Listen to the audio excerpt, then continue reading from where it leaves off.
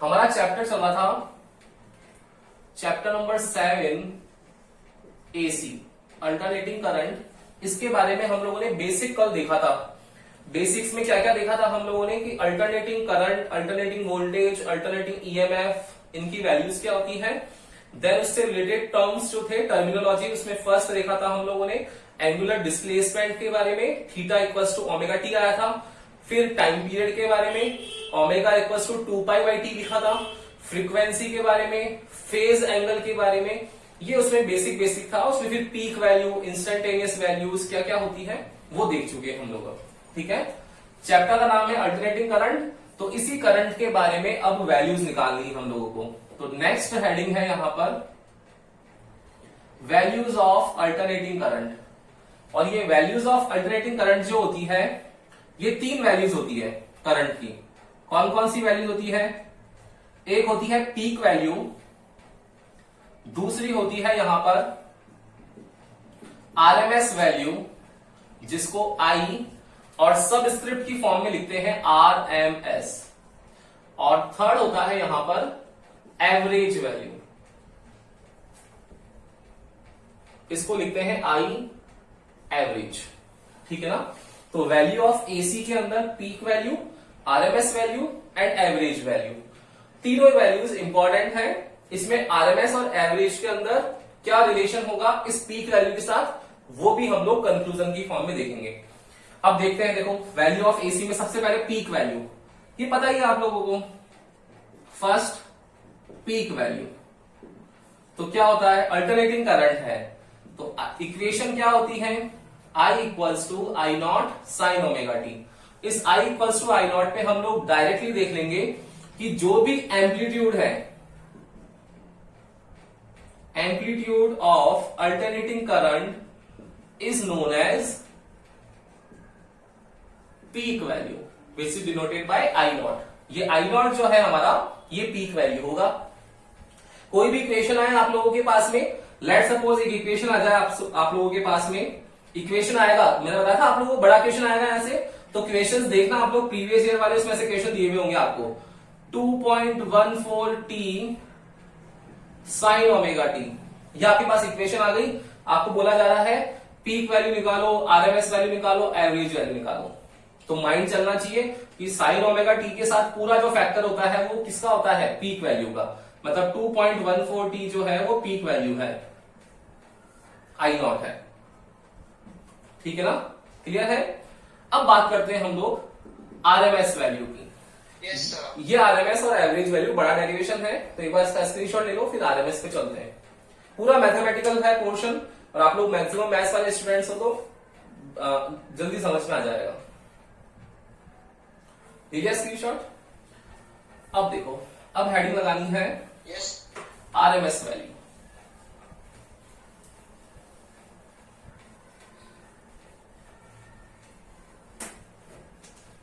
Next है second IRMS। ये क्या होता है, ये होता है, इसमें R, M और S का तीनों का अपना अपना मीनिंग है। ये R stands for root, root मतलब under root, M stands for mean, mean मतलब एवरेज, और S मतलब स्क्वायर।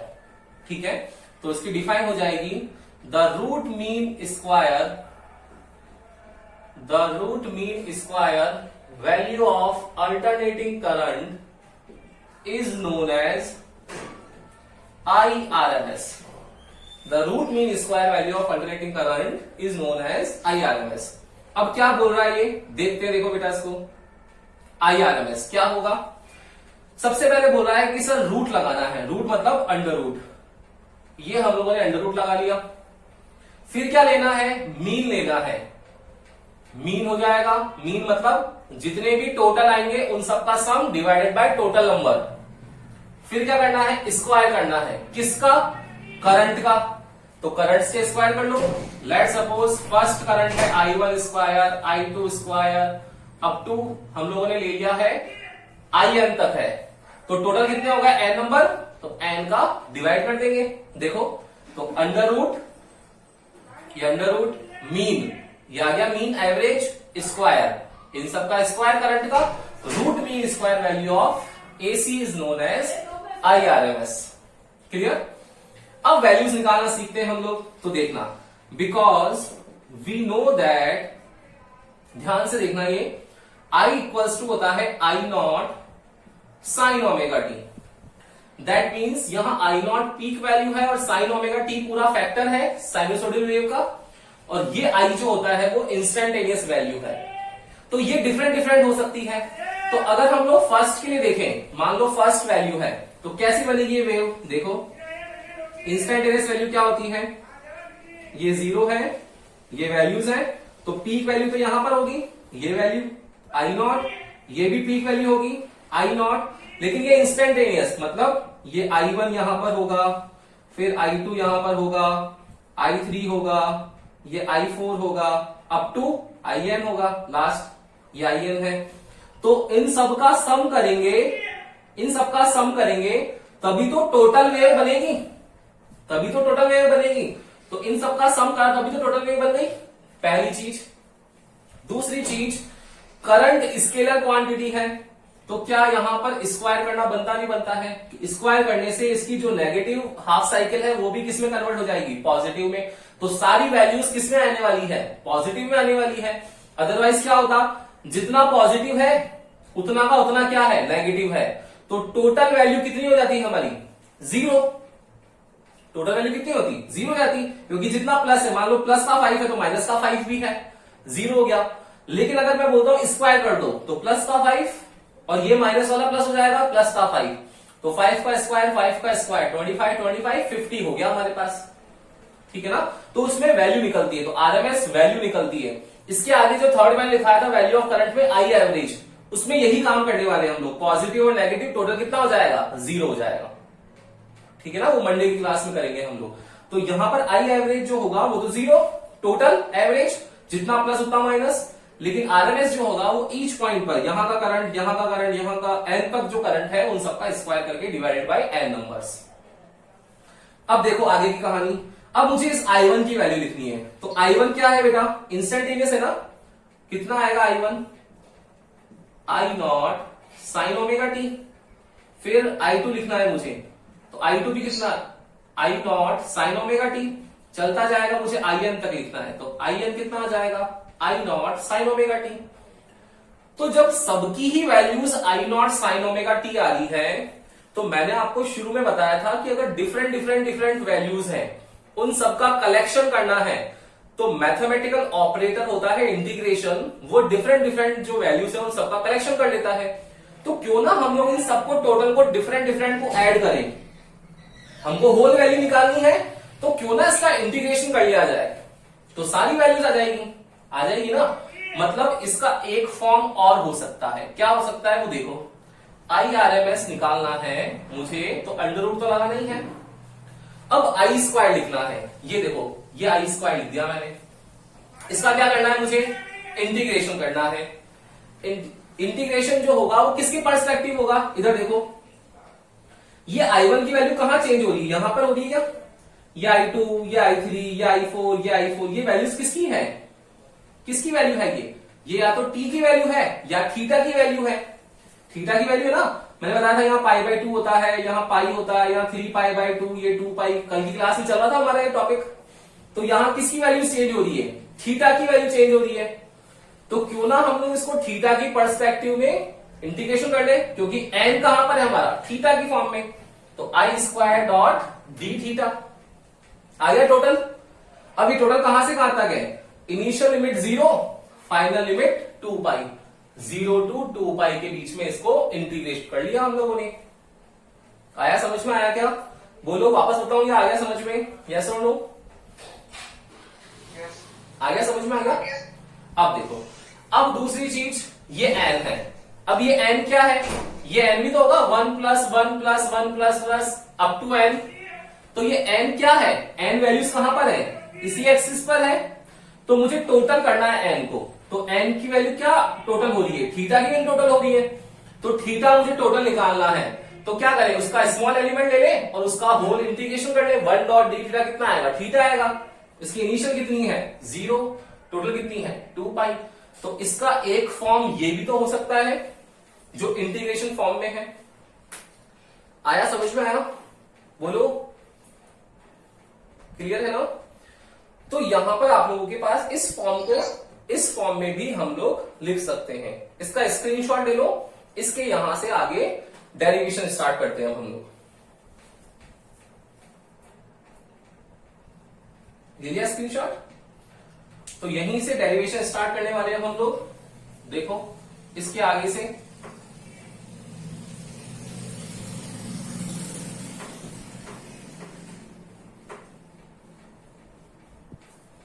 तो क्या वैल्यू आएगी आईआरएमएस की? आईआरएमएस की वैल्यू आएगी under root 0 to 2 pi I square. अभी भी देखा था आई की वैल्यू होती है I not sine omega t. Omega t को थीटा ले सकते हैं हम लोग, तो क्या आ जाएगा बेटा? आई की जगह I not square sine square theta dot D theta divided by 0 to 2 pi 1 dot D theta. Value put कर ली हम लोगों ने आई की, तो स्क्वायर कर दिया I not square sine square theta. ठीक है, अब इसके बाद में क्या करना चाहिए? बाहर ले ले हम लोग वैल्यूज को, तो क्या आ जाएगा? I R M S equals to under root, ये I not square, I nought क्या है?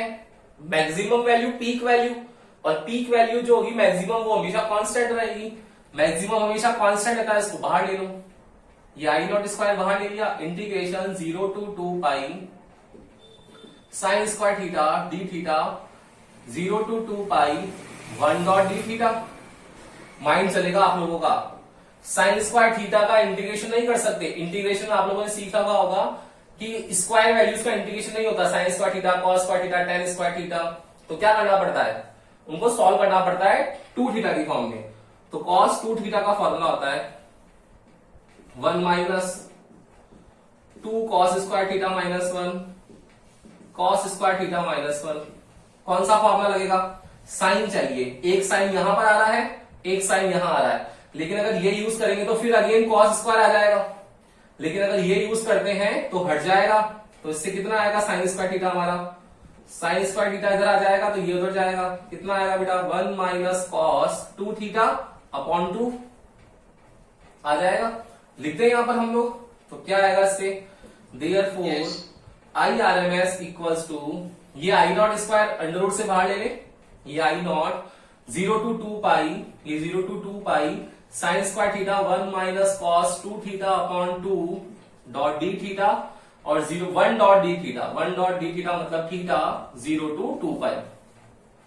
क्लियर? क्या करना चाहिए? ये u plus V, u minus V का फंक्शन है, तो उसको सेपरेटली सॉल्व कर लेना चाहिए। तो सेपरेटली जब सॉल्व करेंगे हम लोग तो कितना आएगा इससे? देखो I R M S equals to I not under root, ये क्या आएगा? 1/2 D theta integration of 0 to 2 pi 1/2 D theta minus, इसके नीचे भी जाएगा 1/2 बाहर ले लेंगे 0 to 2 pi cos 2 theta d theta divided by इसकी higher limit minus lower limit, तो 2 पाई माइनस 0। क्या आएगी value? I R M S की वैल्यू आ जाएगी I not integration 1/2 dot theta, तो 1/2 कांस्टेंट बाहर ले ले, 1 dot D theta, theta from 0 to 2 pi minus of half और कॉस 2 थीटा। कॉस कितना होता है? साइन ही होता है, तो क्या आ जाएगा? साइन 2 थीटा और 2 थीटा का भी करेंगे तो इंटीग्रेशन तो डिवाइड में आ जाएगा, डिफरेंशिएशन होता तो आगे चला जाता। तो क्या आ जाएगा? Sine 2 theta upon 2 from 0 to 2 pi divided by 2 pi. Values लिखें तो I R M S equals to I not under root 1/2 इसकी upper limit minus lower limit minus ये 1/2, ये 1/2 बाहर ले लें 1/4, फिर थीटा की जगह तो sine 4 pi minus sine 0 divided by 2 pi. आपको पता हो तो साइन 0 डिग्री कितना होता है? साइन 0 होता है, तो साइन 360 भी कितना होगा? 0 ही होगा। साइन 2 पाई तो साइन 4 पाई भी कितना होगा, 0 ही होगा। साइन 6 पाई भी कितना होगा, 0 ही होगा। तो ये 0, ये भी 0, छोड़ दे इसको टर्म को, तो आई आर एम एस कितना बच गया, आई आर एम एस बच गया I not under root 1/2 multiply by 2 pi divided by 2 pi. ये 2 पाई से 2 पाई कैंसिल हो गया, तो आई आर एम एस की फाइनल वैल्यू आ गई हमारे पास आई नॉट बाय अंडर रूट 2। ये I not by under root 2 हमारे पास फाइनल वैल्यू है। अब आपको पता है 10th क्लास में पढ़ रखा है आप लोगों ने, अंडर रूट 2 होता है 1.414, अंडर रूट 3 होता है 1.732, अंडर रूट 5 होता है 2.236, ऐसे वैल्यूज होती है। अंडर रूट 7, अंडर रूट 11, तो क्या होगा 1 बाय अंडर रूट 2 मतलब 1 ओवर 1.414। तो जब इसको सॉल्व करोगे आप लोग वैल्यू लिख करके, तो 0.707 आई नॉट आएगा। बताओ आई आर एम एस बड़ा है या आई नॉट बड़ा है, कौन ग्रेटर है दोनों में से? अगर यहां पर ये पॉइंट्स में नहीं होता तब तो आरएमएस बड़ा होता, लेकिन ये पॉइंट्स में है मतलब कौन बड़ा है, आई नॉट बड़ा है। तो I not is greater than by I R M S to the 0.707। मतलब अगर आई नॉट 1 है, आई नॉट 1 है तो आई आर एम एस 0.7 ही होता है। रूट मीन स्क्वायर उस वेव का 0.7 ही होता है, ठीक है ना। तो चाहे अल्टरनेटिंग करंट हो उसकी वैल्यू आएगी आरएमएस की आई नॉट बाय अंडर रूट 2, चाहे अल्टरनेटिंग वोल्टेज हो तो अल्टरनेटिंग वोल्टेज निकालेंगे तो भी कितना आ जाएगा, वो आ जाएगा V nought by under root 2। अगर हम लोग यहां पर वी आरएमएस की बात करें तो यह आ जाएगा V nought by under root 2।